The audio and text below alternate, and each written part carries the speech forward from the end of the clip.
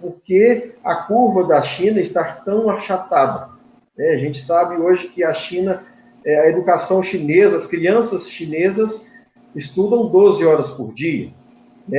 A China foi uma das primeiras a desenvolverem a vacina. Essa vacina ela está sendo até omitida, por quantos por cento dos chineses já receberam essa vacina. A gente tenta acessar esse tipo de informação, são dos poucos países cujo Ministério da Saúde de seu país de origem não publicou nos meios de pesquisa que a gente consulta.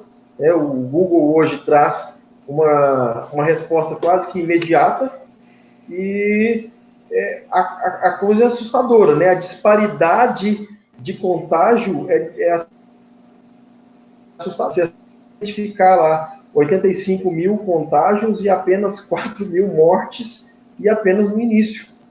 A gente não sabe se esse dado é de assim, fato... eu sou, deixa eu só fazer um adendo aqui. Eu não quero colocar em questionamento a posição técnica, mas uma coisa que nós sabemos, a China não é um país democrático, né? Eu sou um democrata.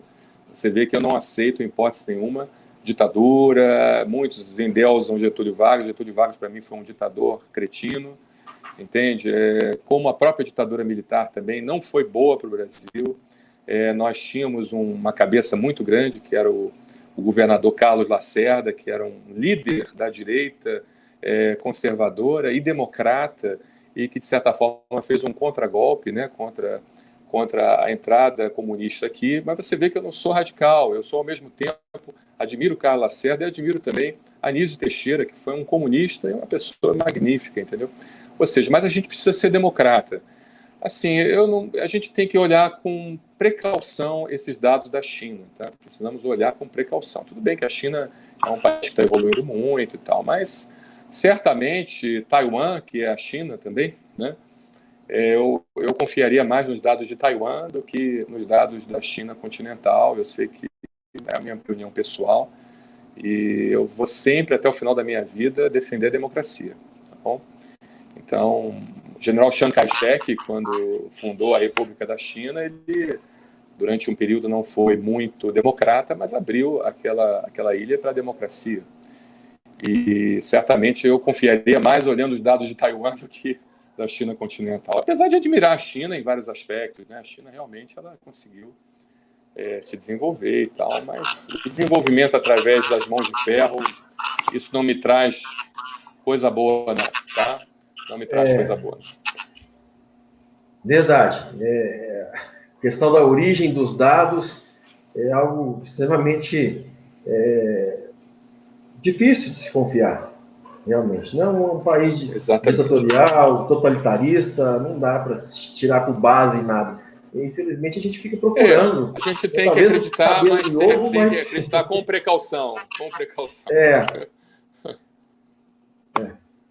Se a gente puder aprender, pelo menos...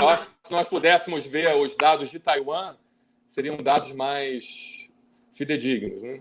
Que é próximo e tem uma interação forte entre Taiwan e China continental. Existem voos diários entre esses dois territórios, né? Inclusive, a China considera Taiwan como um território rebelde.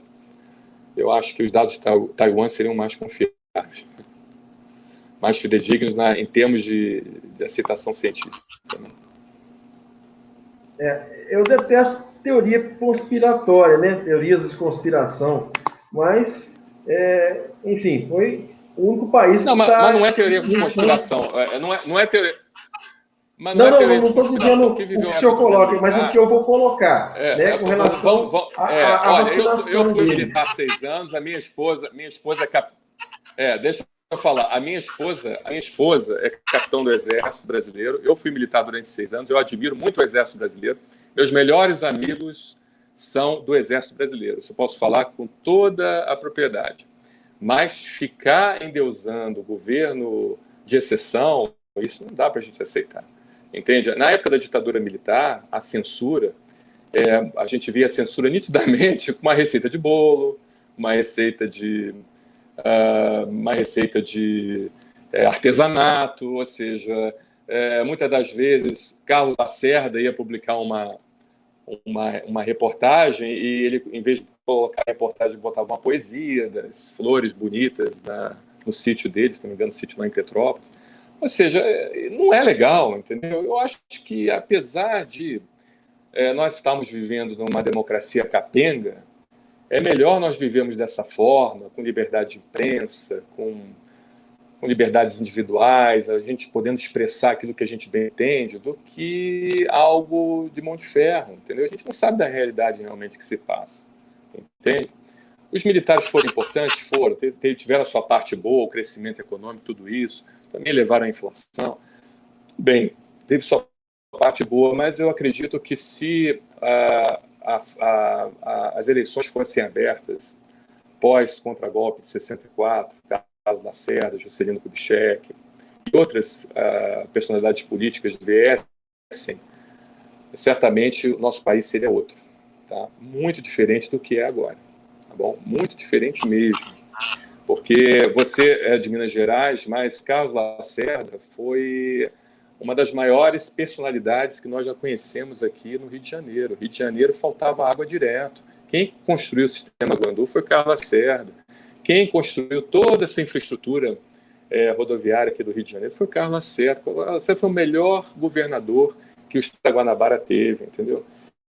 Ou seja, e morreu misteriosamente, como o Juscelino Kubitschek também morreu misteriosamente, como vários outros morreram misteriosamente. As pessoas, quando entram no poder, elas ficam completamente fora de si, né?